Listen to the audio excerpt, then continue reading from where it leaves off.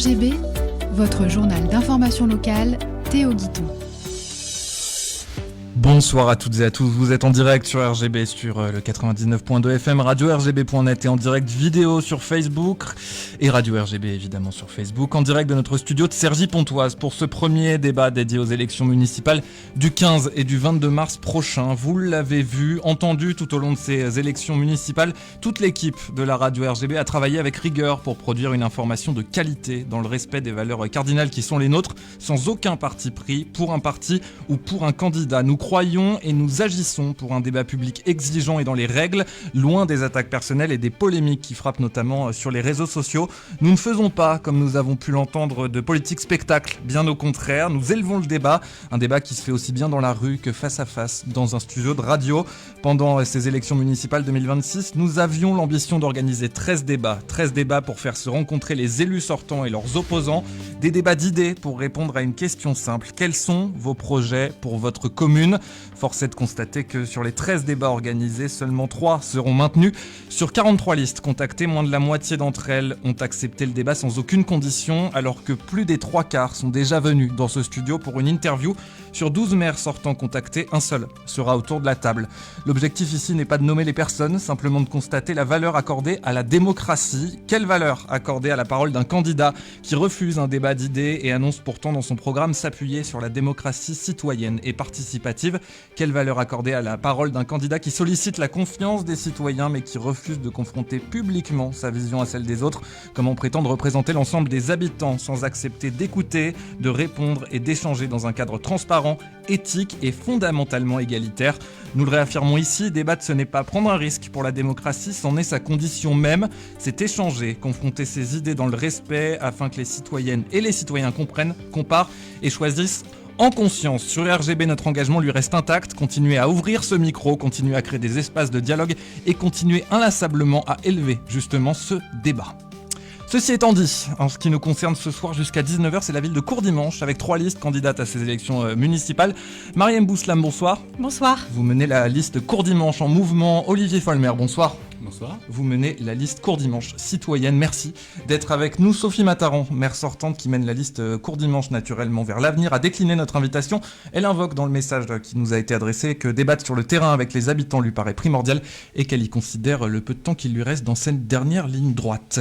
Concernant les règles, ce débat, celui-ci, s'inscrit dans le cadre que nous avons proposé à l'ensemble des listes candidates conformément à nos obligations de pluralité et d'équité. Les temps de parole sont décomptés, ils sont d'ailleurs affichés en direct sur Facebook si vous nous regardez de là.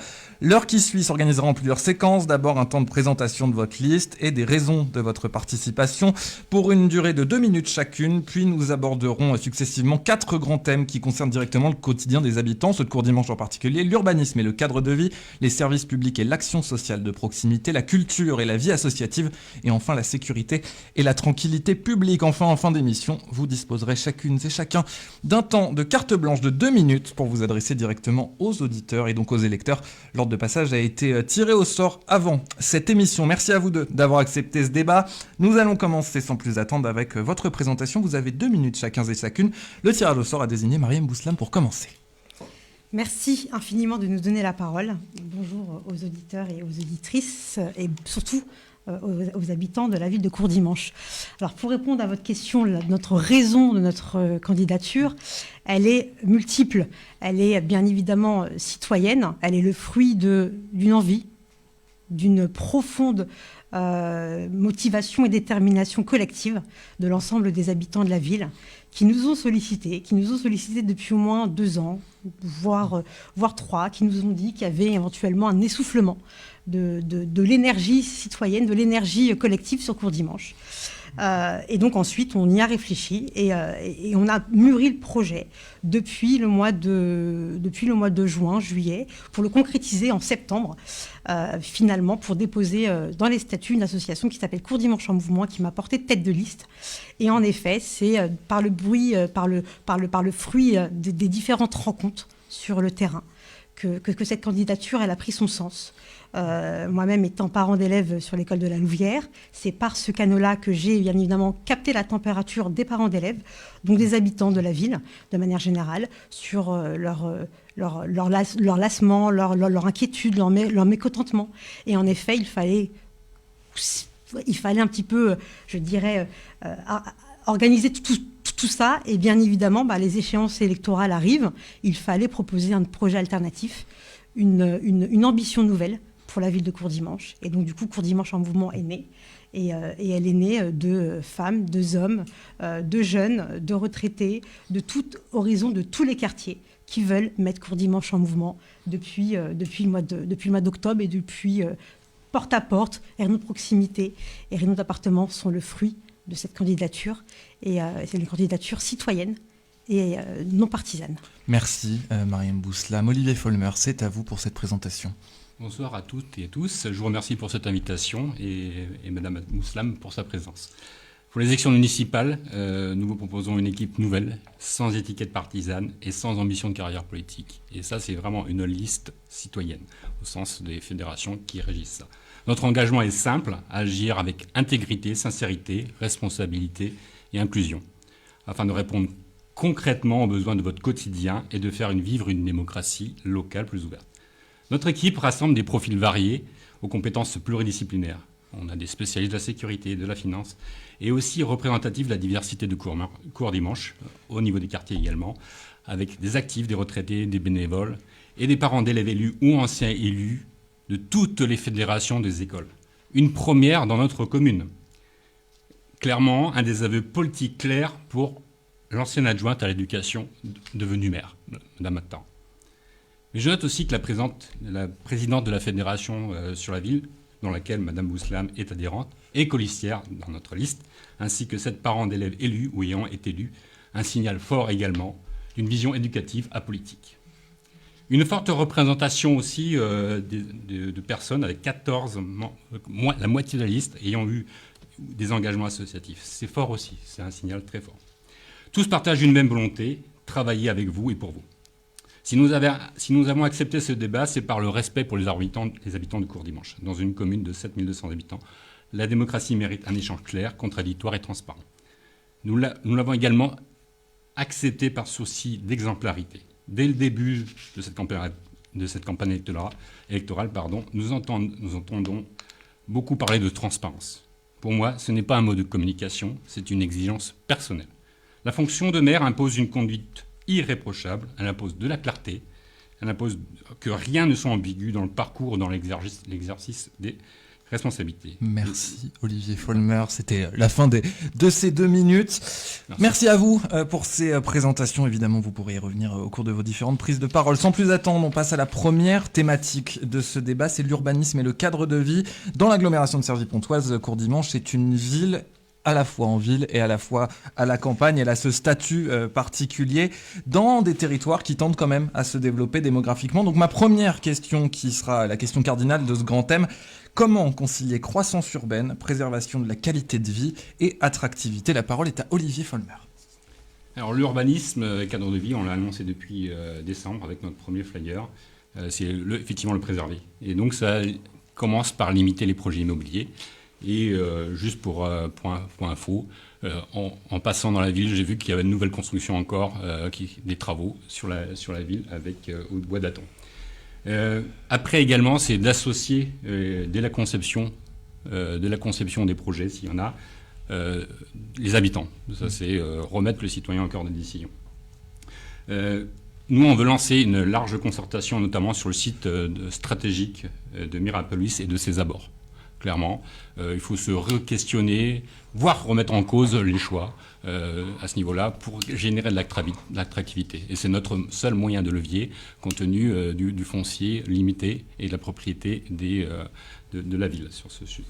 Donc stopper la bétonisation et avoir une stratégie aussi sur la vacance commerciale, au niveau notamment de la Louvière, et atteindre l'objectif de 0 rideau fermé. Nous lançons aussi... c'est trop long ? Non, allez-y.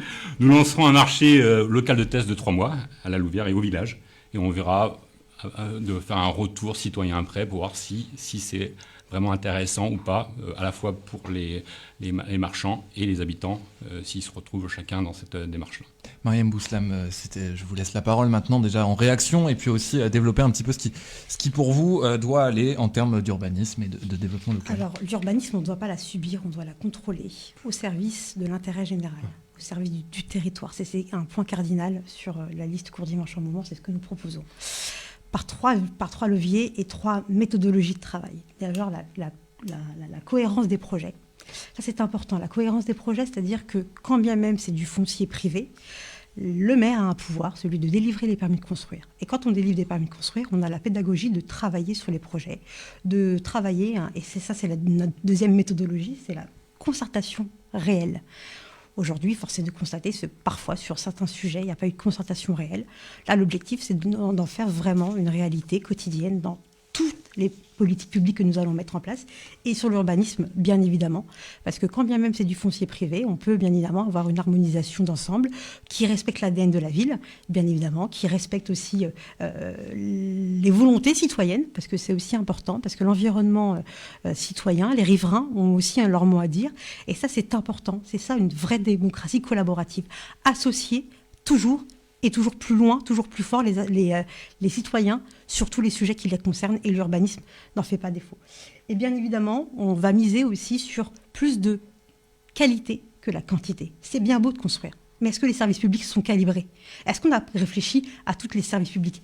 Éducation, santé, il y a une précarité médicale à Courdimanche, donc à un moment donné, il faut y réfléchir. On va y revenir. La sécurité, les services culturels, donc tous les sujets qu'on va aborder tout au long du débat déclinent d'une politique d'habitat sérieuse, cohérente, et à un moment donné, quand on est une maire ou quand on est un maire, il faut être crédible, il faut être sérieux. On ne peut pas construire à tout va, n'importe comment, n'importe qui, et avec n'importe quelle méthodologie. D'abord, concertation, politique d'ensemble, on consulte et pour faire avec les habitants, et ensuite on réfléchit si, quand bien même il y a ce projet-là, est-ce que les services publics sont calibrés? Auquel cas on ajuste les services publics, auquel cas on réajuste le programme immobilier, le contrat de construction. Olivier Folmer, évidemment, si vous souhaitez réagir, je voudrais ajouter aussi un autre point, celui des commerces, puisqu'on parle de qualité de vie, et les commerces aussi en font partie. Il ne faut pas que Courdimanche devienne un désert commercial, c'est un enjeu aussi, j'imagine, d'attractivité de la ville. Si je peux d'abord réagir, en fait, on va avoir une contrainte à la fois au niveau du PLU et au niveau de la rareté du foncier disponible. Donc, à un moment, des promesses, il faut être concret et réel là-dessus. Je vous ai déjà entendu dire que vous pouvez bloquer, mais non, vous ne pouvez pas bloquer. Il y a un droit de l'urbanisme et donc vous ne pouvez pas régir. Bien sûr, on peut discuter avec les propriétaires, mais non, vous ne pouvez pas forcer, comme je vous ai entendu en débat sur ce sujet-là. Donc voilà. Un autre mot sur Après, les commerces. sur les commerces, comme j'ai un petit peu abordé ça hier, oui, il faut réfléchir à un partenariat public-privé très clair là-dessus. Il y a une difficulté financière aussi. Après, notre stratégie, c'est d'acquérir en fait des locaux. Voilà. Et c'est issu d'une problématique de des années où vous étiez déjà conseillère municipale, à mon sens, où il aurait fallu investir dans les locaux pour les permettre d'avoir des bails à coût modéré pour attirer à la fois les commerces, bien entendu, les médecins, etc. Donc c'est une stratégie qui n'a pas été anticipée, à mon sens, depuis des années. Mariam Bouslam, un mot? Sur l'attractivité commerciale? Un mot sur ce que vous voulez, si vous voulez poursuivre. C'est un sujet assez important qu'il faut prendre avec sérieux. Quand c'est du domaine privé, malheureusement, la collectivité n'a pas trop son mot à dire. C'est le cas sur le centre commercial de la Louvière. En revanche, il y a des leviers qui existent. La Chambre de commerce et d'industrie, que je connais très très bien, parce que je connais très très bien son président Pierre Cuchely, avait mis en place tout un système d'accompagnement des collectivités territoriales sur ce sujet. Donc elle peut les accompagner sur le développement de l'attractivité commerciale, aider les commerçants sur comment embellir leur environnement extérieur, qui permet du coup de au moins rassurer et surtout avoir vraiment une clientèle qui reste fidèle et du coup importante. Et bien évidemment, sur les locaux vacants, on ne peut pas contraindre un propriétaire privé à baisser son loyer. On peut éventuellement accompagner, on peut éventuellement, avec tous les moyens, notamment de la CCI propose, de au moins redynamiser les locaux existants et les commerces existants, les accompagner. Et c'est pour ça que Courdimanche en Mouvement propose, sur le levier commercial, de mettre en place avec les commerçants du marché de Cergy-Saint-Christophe, le mercredi après-midi, un marché qui permettra justement de redynamiser le centre commercial, puisque c'est un engagement. Et je suis fière d'avoir ces commerçants qui me soutiennent, qui sont engagés à mes côtés et qui seront là au rendez-vous pour avoir et permettre aux habitants de la ville de Courdimanche d'avoir un marché hebdomadaire sur la ville de Courdimanche, parce que ça manque.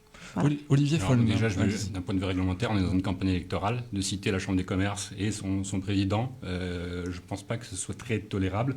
Voilà, déjà, ce sont des partenaires, tout simplement. Non. C'est des partenaires qui seront, qui sont des partenaires actuels, mais c'est des partenaires futurs. Oui, et mais donc, vous n'êtes on pas dans le monde construit ensemble. associatif. Vous n'êtes pas Non, dans le monde mais c'est des associatif. partenaires Là, on est dans des une campagne collectivités électorale territoriales, très monsieur claire. Folmer. Non, je vous laisse parler. Tout simplement. On est dans une campagne électorale. Il y a des règles et je pense qu'elles n'y sont pas respectées, très clairement.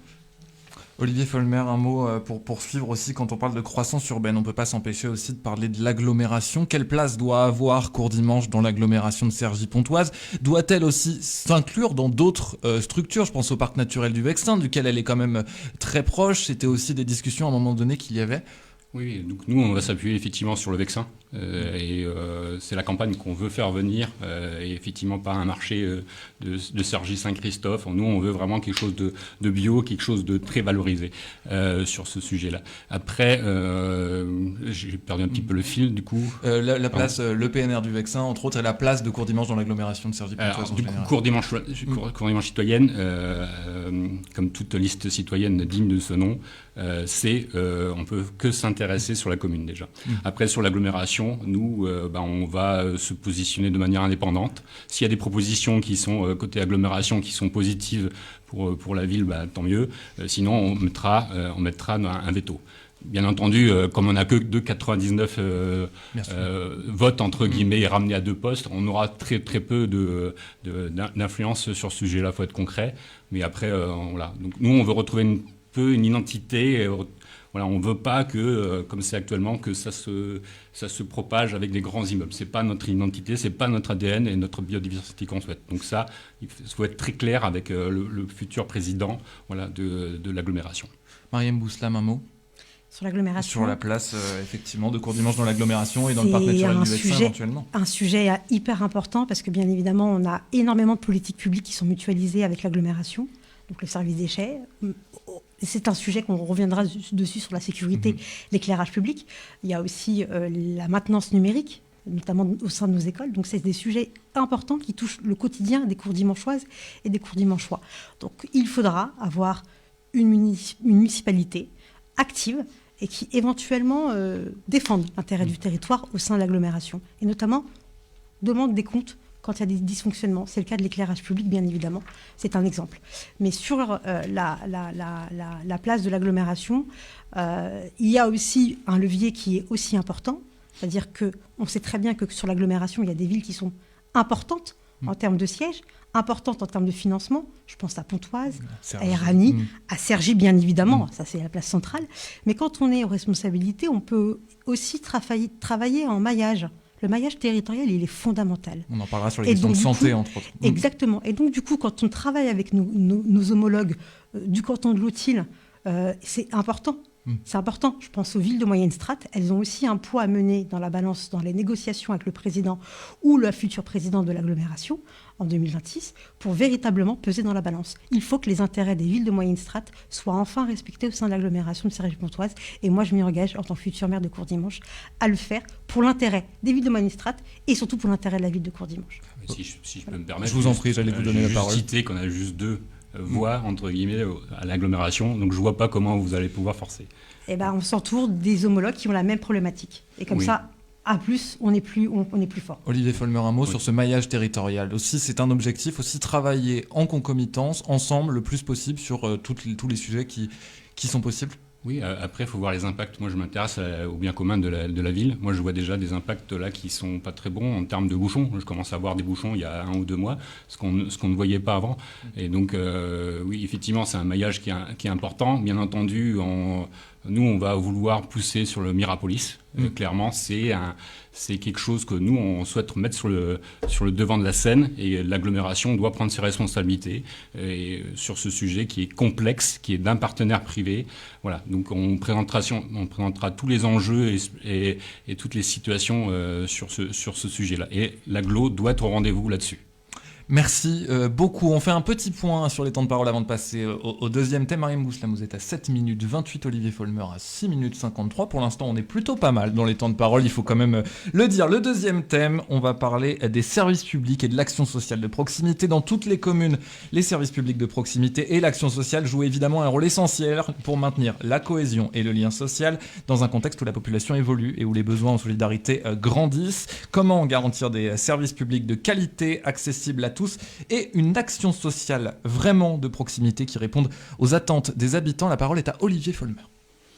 Alors, disons que sur les services publics, moi je travaille dans une entité qui est sur le service public, donc ça me parle concrètement.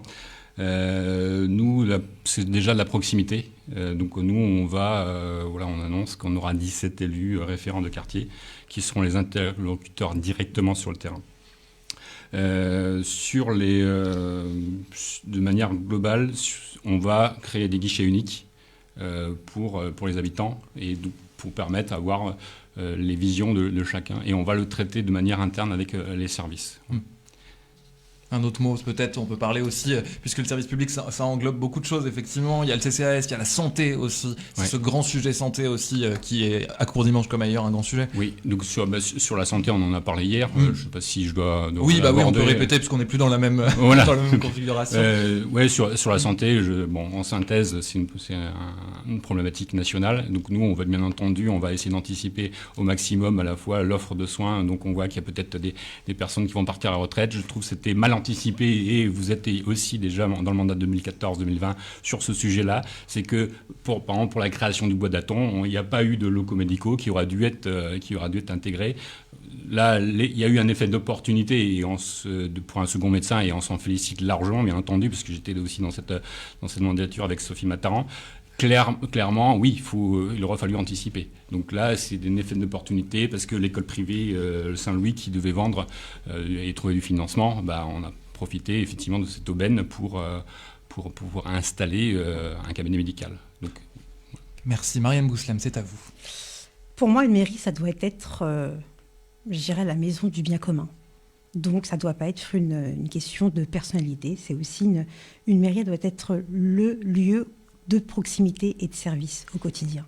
Je le dis, le mandat de maire, c'est le mandat le plus noble de la République, parce que c'est le mandat du quotidien, c'est le mandat de proximité. Alors, sur les sujets de santé, de cohésion sociale, de solidarité, c'est hyper important, et on le ressent au quotidien. On a un bel équipement sur la ville de Courdimanche qui est la MELC, la Maison de l'éducation, des loisirs et de la culture. Il est temps qu'elle retrouve sa place en termes d'équipement de la ville. Elle est plutôt bien faite, elle est belle. Il est temps qu'elle serve plus fortement, avec une plus grande ambition. Alors pour nous, c'est l'accessibilité d'abord. Accessibilité aux services publics. Parce qu'il y a des problématiques de mobilité. Il y a une problématique aussi de nos seniors. Moi, je pense à nos aînés qui sont parfois au village, qui sont parfois... c'est compliqué pour eux de venir, même s'il y a des services publics qui sont offerts, de venir en jouir. Et ça, c'est important. Donc c'est pour ça que nous, on a, sur les questions de santé, réfléchi avec la pharmacie de la Louvière, qui est OK pour signer une convention de portage de médicaments à domicile pour les aînés. Et ça, c'est validé, c'est-à-dire c'est juridiquement possible, puisque c'est une pharmacienne qui prépare les médicaments et qui les apporte à domicile. Ça, c'est une possibilité, ça, c'est une action qu'on mettra en application pour l'intérêt des Courdimanchoises et des Courdimanchois. Bien évidemment, il y a la proximité. Alors, je suis contente de voir que sur certains programmes, il y a eu des idées que j'avais déjà citées sur la Gazette au mois de novembre, puisque j'ai proposé de créer des comités de quartier qui sont des organes délibérantes juridiquement, qui seront mis en place avec l'approbation du conseil municipal, et donc du coup avec des moyens juridiques, des moyens financiers et des moyens humains, pour permettre justement de réfléchir sur le service public quartier par quartier, parce que les quartiers de Courdimanche, certes la ville est unitaire, mais tous les quartiers ne sont pas pareils, il y a des spécificités territoriales par quartier. Donc il faut prendre ça en considération. Et puis c'est bien beau de mettre en place des services publics. Sur les services publics de solidarité, ressourceries, gratiférias, sont aussi des épiceries sociales et solidaires, sont aussi des leviers pour réduire les problématiques de précarité alimentaire, lutter et aider les citoyens et les citoyennes sur leur pouvoir d'achat, ça c'était aussi important. Donc c'est des moyens efficaces, avec tout un maillage territorial, avec des associations qui nous aideront à le mettre en place. On reviendra sur les associations. Et puis, bien évidemment, c'est bien beau de mettre en place des services publics, mais il faudra, et j'agirai vraiment avec une très très grande force et fermeté avec les services pour suivre les dossiers. Parce que bien évidemment, parfois, il y a des orientations il y a des citoyens qui viennent demander un service public, par exemple une carte d'identité, on ne le fait pas à court dimanche. Il faut suivre, est-ce que le citoyen a bien eu un rendez-vous à la mairie de Vauréal ou dans d'autres mairies qui le font? Et est-ce qu'en effet, il y a ce service public-là qui est bien évidemment géré? C'est bien beau, mais il faut suivre aussi il faut suivre les citoyens qui demandent un service public, il faut suivre où ça en est. Et est-ce que la problématique a été résolue? Et c'est ce qu'on mettra en place, c'est la méthode. Olivier Folmer, un mot pour poursuivre sur ce sujet?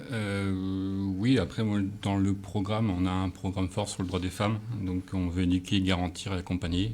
Ça, c'est Alexandra Ramirez qui veut porter ce sujet, un gros sujet. Effectivement, nos seniors, de remplir l'isolement, cultiver le lien, de rendre des visites avec nos référents quartier.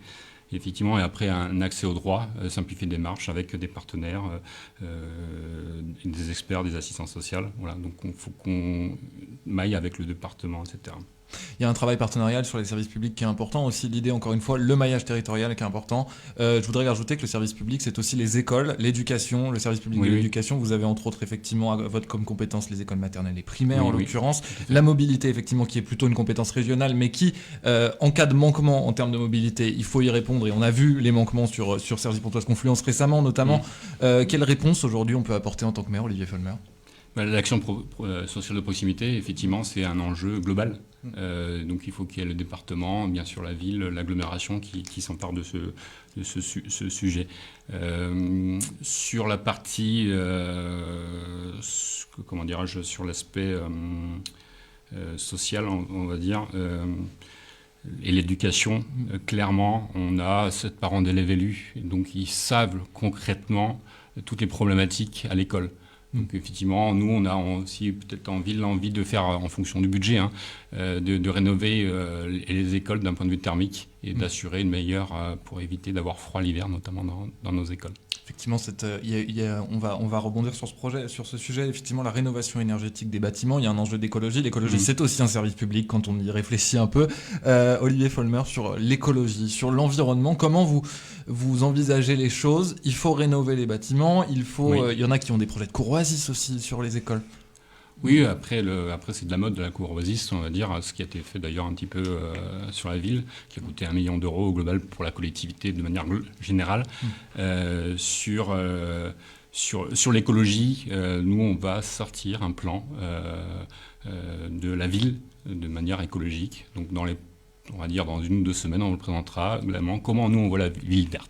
Voilà. Bien entendu, il y a de l'urbanisme, il faut surtout créer aussi, peut-être, réussir à trouver un lien entre la partie, la ville haute, le village et la ville basse. Réduire les inégalités territoriales, il y en a à Courdimanche aujourd'hui? Et je vous donne la parole après, Marie Bouslam. Oui, il y a 2 zones actuellement sur la ville, et donc il faut arriver à créer du lien, et donc bien sûr de créer du lien entre les élus habitants, mais surtout entre habitants et habitants, c'est une évidence. Donc faut qu'on arrive à fédérer. Il y a déjà des associations qui vont proposer effectivement d'organiser ça au village et de créer tout cela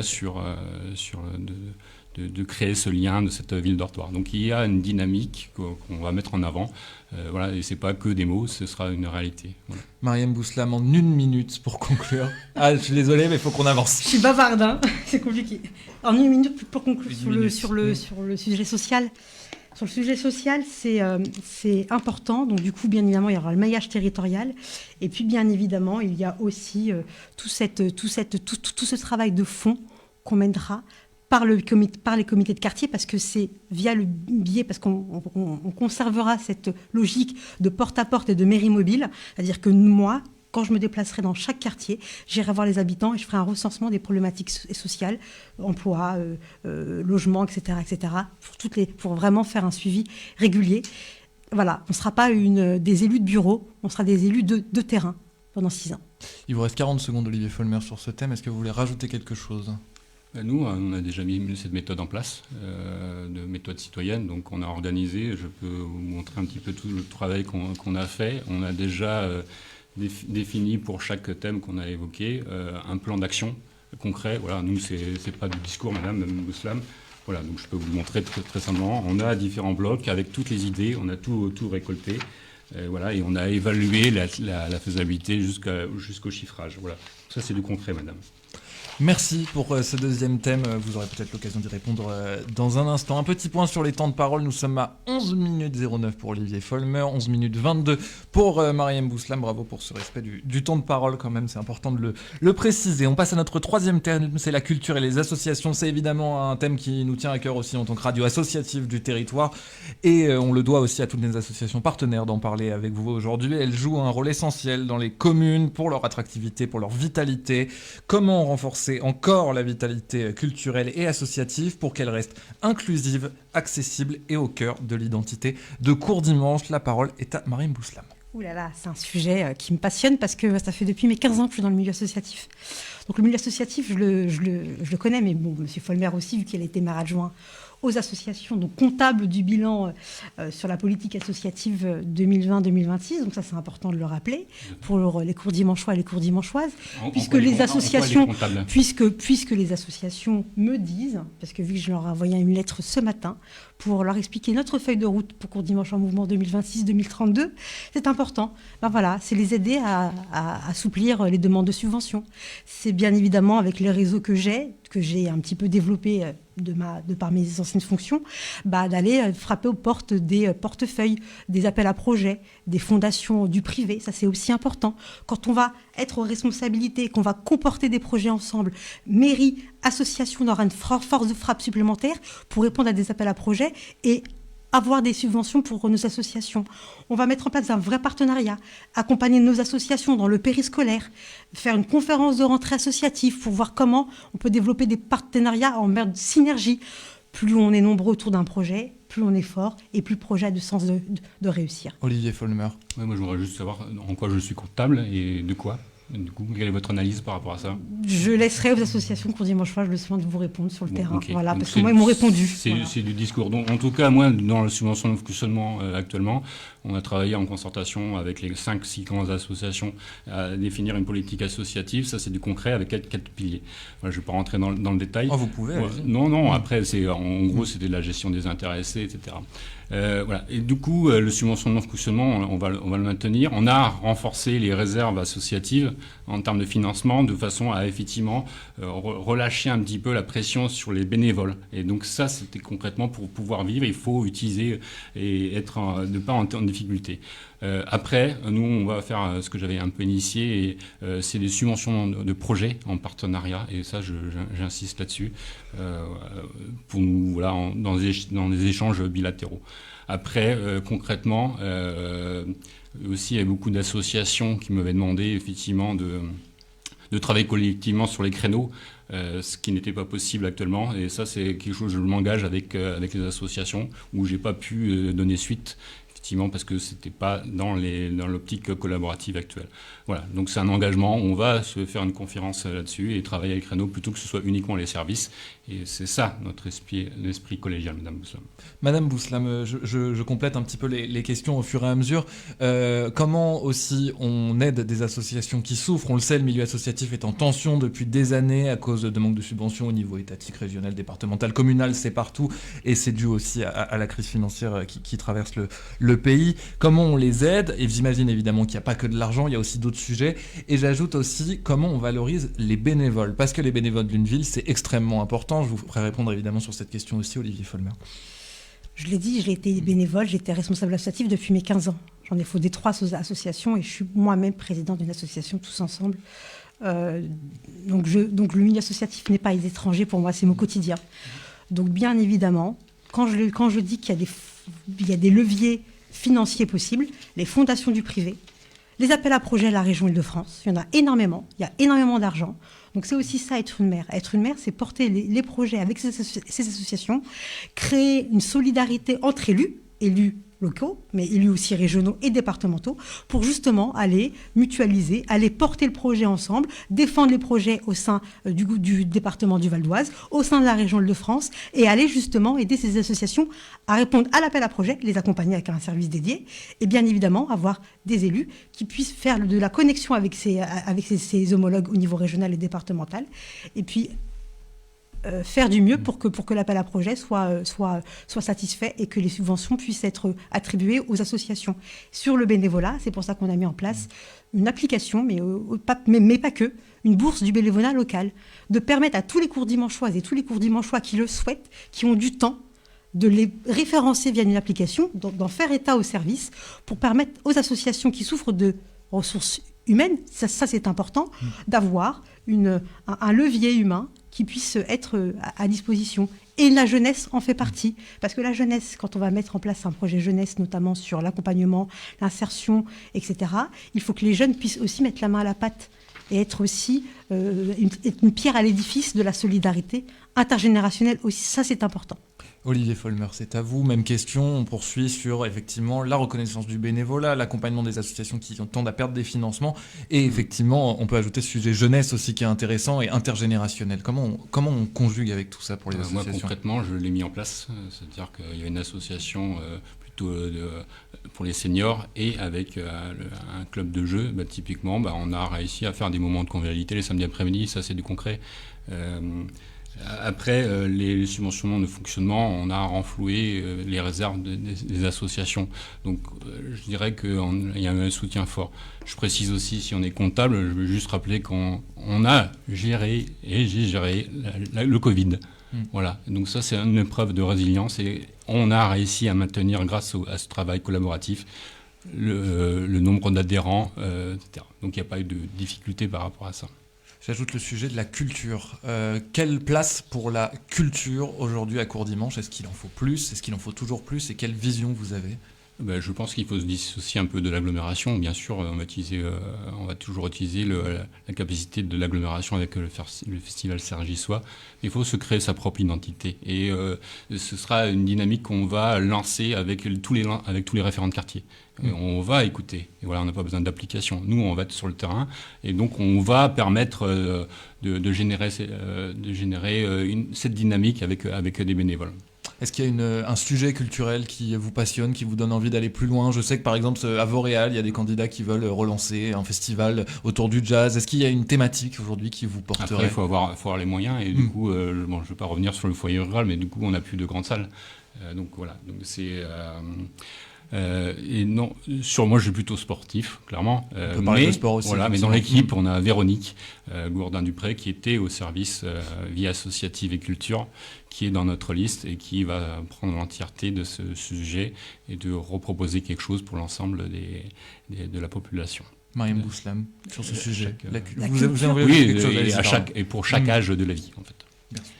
La culture, c'est celle qui permet justement à chaque individu de s'épanouir, d'avoir aussi un accès à l'égalité des chances, des droits. Donc pour nous, ce n'est pas un sujet à la légère. C'est un sujet qui va permettre d'ouvrir les courdimanchois à leur ville et d'ouvrir les courdimanchois aux autres. Donc c'est pour ça que mettre en place le Courdimanche a du talent, valoriser le talent des jeunes, les talents de tout horizon, de tout âge de la ville de Courdimanche, faire un festival avec eux sur les talents artistiques, sportifs, théâtre, musical, ça c'est aussi la politique du faire avec. Donc Courdimanche a du talent sera une manifestation majeure pendant notre mandat, comme bien évidemment les guinguettes, parce que ça c'est aussi à un moment donné, aussi la culture sert à rassembler. Donc les guinguettes, c'est aussi, on voit bien qu'elle marche très bien à Pontoise. On a le bassin de la Louvière qui est vraiment propice à accueillir cette guinguette-là. On remettra bien évidemment le feu d'artifice du 14 juillet qui n'est plus là depuis au moins 2 ans. Ça, c'est aussi important de raviver la flamme républicaine et de se réunir autour de notre histoire française. Donc le 14 juillet est une date importante pour nous tous. Donc il faut remettre un petit peu ça au cœur du projet collectif. Et puis bien évidemment être fier d'être courdimanchoise, être fier d'être courdimanchois. Donner à chaque personne un moyen d'être fier et de connaître son histoire. Donc le concours Claire Girard sur la résistance, honorer notre mémoire collective, c'est préparer l'avenir et préparer aussi notre futur avec toutes les personnes, la jeunesse et les aînés. Olivier Folmer, quelle place pour la jeunesse à Courdimanche? Le sujet de la jeunesse, c'est un sujet aussi qui revient beaucoup. Pourquoi pas un conseil municipal des jeunes s'il y en a déjà, s'il n'y en a pas déjà un? Pourquoi pas? Est-ce qu'il y a des projets qui vous tiennent à cœur sur la jeunesse? Oui, en fait, on va lancer des outils démocratiques dans la démarche Courdimanche citoyenne. Donc, avec des conseils des sages, des conseils des jeunes, pour essayer de redonner le lien intergénérationnel et s'approprier en fait la vie citoyenne, la vie politique, la vie locale. Donc, oui, on aura tout un dispositif de votation, des référendums et de faire participer. Clairement, moi je me rappelle très bien, on avait débloqué un budget participatif. J'étais extrêmement déçu du fait qu'on avait organisé, je crois, 10 000 euros quelque chose de mémoire pour un appel à donner des idées. Et il y avait 4-5 jeunes. Donc c'est un enjeu primordial. Et donc il va falloir sensibiliser, être proche et leur faire comprendre que c'est des enjeux qui sont hyper importants en fait. Et voilà. Après, à 15 ans ou à 20 ans, on n'a pas forcément envie, on a d'autres réflexions, mais sur ce sujet-là, il faudra s'améliorer. Je me permets de me réapproprier vos propos, Mariam Bouslam. Être fier d'être courdimanchois, ça passe par ça passe par une ville qui vous appelle pour vous dire contribuez à votre ville. Non, mais ça, c'est du slogan, clairement, c'est du slogan. Voilà, nous, on va être au concret, donc on va essayer d'être le plus proche possible et effectivement solliciter aussi les parents qui inculquent cette jeunesse, c'est pas spécifique à Courdimanche. Voilà, donc il faut trouver. Il y a du vivier, voilà, et donc il faut qu'on les sensibilise. Je pense qu'on a une réflexion sur l'antenne jeune, il va falloir ouvrir différemment peut-être les créneaux. Voilà, donc j'ai aussi une réflexion sur notre manière de faire aussi, je ne vais pas tout dire, mais voilà, essayer de peut-être recréer un autre bâtiment. Mais voilà. Merci, je dois clôturer cette partie. Évidemment, vous pourrez poursuivre si vous le souhaitez sur la dernière partie de ce débat. Déjà un petit point sur les temps de parole, 16 minutes 06 pour Mariam Bouslam, 15 minutes 42 pour Olivier Folmer, 20 secondes d'écart, bravo à vous. C'est le dernier thème consacré à la sécurité et la tranquillité publique. On peut le dire, Courdimanche est une ville plutôt calme, pourtant c'est un des sujets majeurs qui revient aussi dans tous les enjeux nationaux quand on parle dès ces élections municipales, dans ce contexte où les habitants attachent une grande importance à la sérénité quotidienne. Comment maintenir et renforcer la sécurité et la tranquillité publique entre prévention, présence policière accrue, coopération intercommunale, éventuellement la vidéosurveillance aussi qui est un sujet municipal, pour répondre aux attentes d'une commune à taille humaine. La parole est à Mariam Bouslam. En vous écoutant, vous avez dit notre programme sécurité.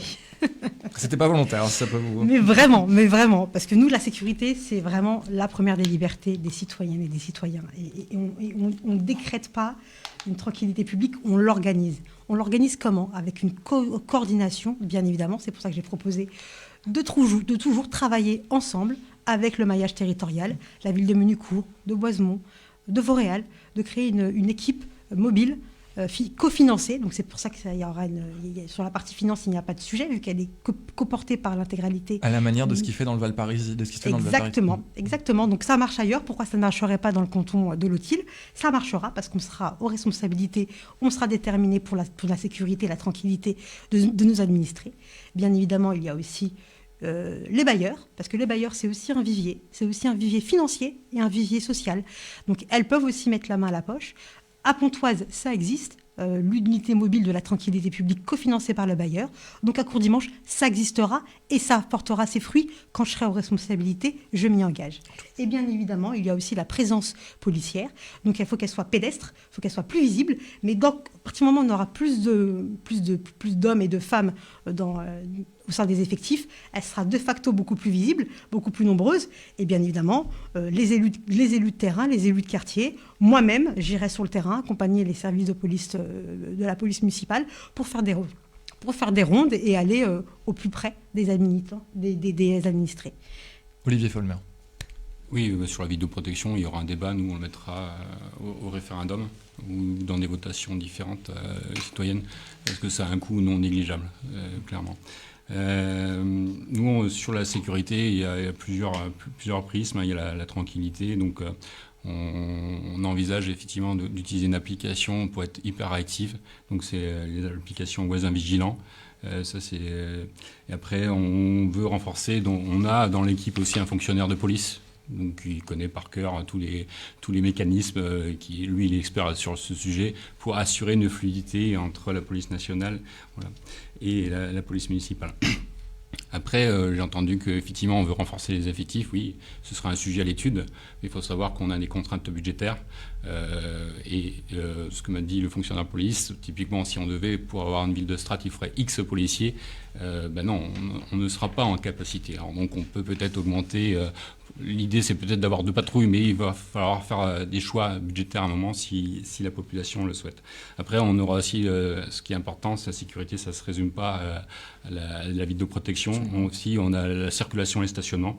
Donc, on veut sécuriser des points critiques, concrètement le rond-point des Coudray qui est hyper dangereux, où il y a eu déjà des accidents. On veut remettre en place les pédibus, sécuriser les trajets.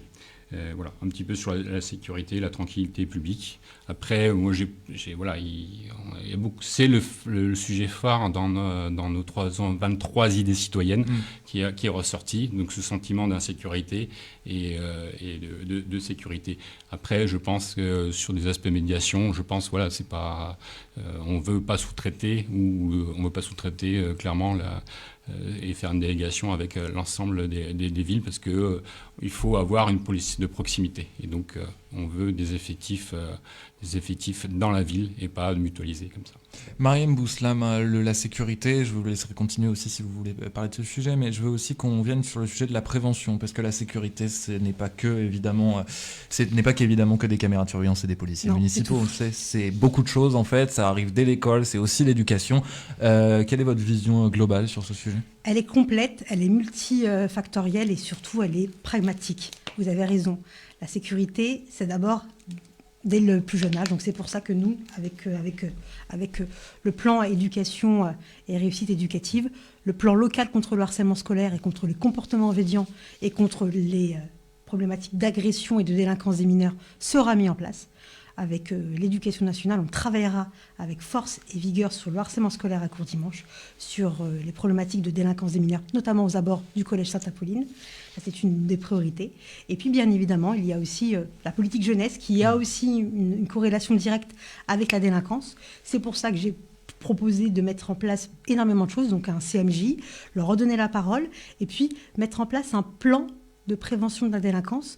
Donc, on est raccordé au CLSPD, donc le Conseil local de la sécurité et de la prévention de la délinquance, le CLSPD de l'agglomération, dans lequel nous sommes Courdimanche, qui est de facto pas forcément efficace, parce qu'on n'a pas encore une fois les données, les comptes rendus des différentes réunions. Donc c'est pour ça que moi je créerai l'Observatoire de la tranquillité publique avec tous les parties prenantes, les forces, donc les services déconcentrés de l'État, la préfecture, les commissariats de Cergy et de Jomoutier, les bailleurs, les élus de quartier et bien évidemment les jeunes eux-mêmes pour mettre en place une stratégie locale de la prévention de la délinquance. Et notre programme jeunesse se satisfiera lui-même puisqu'il est proactif. Il vient de les jeunes eux-mêmes qui ont mis en place ce projet-là avec nous parce que nous, la jeunesse, on ne mise pas sur eux. On leur donne sa place. J'ai 5 jeunes de moins de 25 ans sur ma liste. Clémence, Morgane, Tony, Maxence, qui sont talentueux, qui portera la ville de Courdimanche pendant 6 ans et qui feront l'avenir de Courdimanche avec efficacité et avec pragmatisme sur la jeunesse, parce qu'ils parleront à la jeunesse, parce qu'eux-mêmes sont jeunes. Merci Olivier Folmer, c'est à vous sur cette question de la prévention notamment, et aussi sur les questions, effectivement, on en parlait de harcèlement aussi qu'il peut y avoir dans les écoles, etc. Est-ce qu'il faut un plan ? Comment il faut faire ? Voilà, c'est trouver des partenariats avec le collège notamment. Oui, effectivement, il y a des RICS, donc il faut être... Et je compte vraiment sur les citoyens. C'est ça on ne va pas pouvoir mettre un policier derrière chaque citoyen, chaque jeune, on va dire. Donc il va falloir effectivement mettre ça en place et il faut échanger avec les parents sur des sujets et faire de la médiation si nécessaire à ce moment-là. Oui, mais je pense qu'on est d'accord sur ce sujet-là. Il y a effectivement... moi je vois maintenant des rodéos, etc. Mais oui, c'est pas normal, clairement. Mais et des fois aussi, c'est une société qui s'individualise. Donc il faut qu'on retrouve cette force citoyenne, avec les habitants. Ça passe par la jeunesse aussi, on en parlait tout à l'heure. Comment on fait très concrètement, j'aime pas l'expression, mais pour que cette jeunesse ne traîne pas dans la rue, en fait? Comment on attire ces jeunes aujourd'hui pour réussir à leur faire quelque chose aussi? Mais c'est un sujet délicat, effectivement. J'ai pas forcément une baguette magique là, mais ça va être, on va essayer au maximum effectivement. Les jeunes, ils sont très présents dans les associations, donc il faut qu'on arrive et les associations aussi doivent veiller à ça. Donc l'important, c'est que les jeunes aussi aient des activités scolaires ou pour les plus jeunes des activités périscolaires pour qu'on influe un peu sur les mentalités et dans l'éducation et bien sûr avec les parents aussi. Voilà. Donc c'est un sujet qui est vaste mais qui n'est pas spécifique à bien sûr du Courdimanche. Un sujet quand même, quand on parle de sécurité, on parle aussi de beaucoup de formes de sécurité. La sécurité alimentaire, il y a le CCAS pour ça notamment, il y a les associations, la sécurité de l'emploi aussi. Comment on accompagne tous ces jeunes vers la sécurité de l'emploi aussi? Est-ce que c'est le rôle du maire? La sécurité de l'emploi, alors nous, on va soutenir les artisans, par exemple, et donc on va faire venir effectivement, on va proposer de créer un forum des entrepreneurs, et en même temps, peut-être avec en même temps un forum d'orientation. Donc ça, c'est une des réponses, de faire un forum des entrepreneurs et un forum d'orientation, quelque chose de groupé et qui permettra effectivement des artisans, et il y en a beaucoup en fait sur la ville, avec tout le porte-à-porte que j'ai fait, c'est pas suffisamment valorisé actuellement. Et donc faire une symbiose entre tout ça et donc faire discuter des artisans, des synergies avec des jeunes, etc. Donc avec forum d'orientation. Donc je pense que c'est une réponse concrète. Mariam Bouslam, un mot, 20 secondes pour conclure, pas plus. Application locale, Piston Job, qui avait déjà fonctionné sur Cergy, et on la mettra en place sur Courdimanche, une application locale qui permettra de recenser les demandes et les offres d'emploi sur Courdimanche. Merci à vous pour cet échange. On est presque sur un compte rond sur les temps de parole, je tiens à le dire. Mariam Bouslam, vous êtes à 19 minutes et 53 secondes. Olivier Folmer à 19 minutes et 51 secondes. On peut avoir 2 secondes de décalage avec la régie, donc on est quand même très bon sur le temps de parole. Je vous remercie beaucoup pour ces échanges. Je vous laisse une dernière fois la parole et cette fois-ci, je voudrais que vous vous adressiez directement aux citoyens. Pourquoi il faut voter pour vous? Pourquoi il faut voter pour votre liste? Vous avez 2 minutes chacun. La parole est à Olivier Folmer. Ok, vous aurez compris, nous on avait une sincérité. Courdimanche citoyenne, c'est une liste citoyenne au sens noble du terme. Clairement, je ne suis pas venu ici pour vendre du rêve, des promesses, pour cacher les défis qui nous attendent. À la radio comme à mairie, la première des solidarités, c'est la vérité. Choisir notre liste, c'est de faire de Courdimanche un espace profondément humain. Dans un monde qui s'isole, nous devons retrouver le sens de la cohésion et protéger notre conscience morale. Je crois en une intelligence collective, et ce n'est pas un slogan, on le fera de manière pratique, qui respecte la singularité de chacun. On ne bâtit rien de durable sur des illusions ou sur une éthique fragile. Le 15 mars, vous ne choisirez pas seulement pour un programme, choisirez une équipe forte, authentique, intègre et prête à agir, avec méthode. Et ça, c'est pas du vent. Nous serons prêts et on espère que vous nous choisirez. Et je terminerai par une petite phrase ou puis une chanson, c'est notre slogan. Je rêvais d'un autre monde. Voilà. Mais le nôtre est le concret citoyen pour Courdimanche. Mariam Bouslam pour clôturer. J'ai entendu depuis très longtemps les mécontentements, les agacements, les revendications des citoyennes et des citoyens de la ville de Courdimanche. Le 15 mars, il peut y avoir un seul tour. Mettre Courdimanche en mouvement dès le 15 mars, ça c'est possible. Et Courdimanche en mouvement, c'est la seule liste qui est là pour répondre à tous les besoins des citoyennes et des citoyens avec efficacité, sérieux. Notre projet, c'est pas du vent, c'est une réalité de terrain basée par une compétence que j'incarne, oui, parce qu'il faut un capitaine, il faut un cap, il faut quelqu'un qui soit locomotive. Et c'est ce qui a manqué à Courdimanche. J'incarnerai cette femme parce que j'y suis pratiquement née à Courdimanche. Depuis 89, 37 ans que j'y suis, j'y ai grandi. Et je souhaite rendre à Courdimanche ce qu'elle m'a donné, en termes de force, en termes d'énergie citoyenne, en termes aussi de parcours politique. Ça, c'est important aussi. Donc oui, la liste Courdimanche en mouvement, c'est la seule liste qui a un projet chiffré, budgété, qui part du concret, avec des solutions concrètement réalisables et mesurables dans le temps. Et bien évidemment, je le dis, on sera des élus de terrain, en proximité directe, et pas des élus de bureau, et pas des élus d'opportunisme, parce que certains sont là depuis peu, alors qu'ils étaient avant dans la majorité. Merci à vous. C'est la fin de ce débat consacré à la ville de Courdimanche. Je fais juste un rapide point pour les temps de parole pour terminer, pour être très clean. Mariam Bouslam, vous êtes à 21 minutes et 19 secondes. Olivier Folmer, vous êtes à 20 minutes et 50 secondes. On a un petit 30 secondes d'écart, je pense qu'on peut dire que le temps est rempli. Un tout petit. Puisque très court. Elle m'attaque personnellement sur le fait que je sois dans la nature. Mais en tout cas, moi j'étais ici sur le mandat 2020-2026. Voilà. Merci à vous. Je voudrais vous remercier d'abord, évidemment, chers candidats, pour avoir permis la possibilité de ce débat. Je remercie évidemment Damien Gissa à la réalisation radio de ce sublime débat, Jean-Céric Mingros et Olivier Campos à la réalisation vidéo des comptes des temps de parole, mais aussi Wilkinson, Pierre-Louis, aussi en petite main dans les coulisses, qui sont de nos bénévoles, et c'est aussi important de valoriser nos bénévoles sur ce genre de moments. Merci à vous de l'avoir suivi, ce débat. Merci. Ce prochain rendez-vous d'information, c'est demain, avec le débat consacré à Herblay-sur-Seine à 18h. Merci et bonne soirée sur RGB. Merci à vous.